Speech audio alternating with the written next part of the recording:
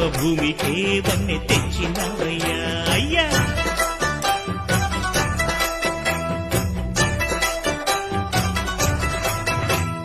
మట్టి నుంచి పుట్టి పెరిగి మనిషైన వాణ్ణి, కట్టుబట్టలుంటే చాలు అనుకున్న వాణ్ణి, కాటివారి సేవకై బ్రతికున్న వాణ్ణి.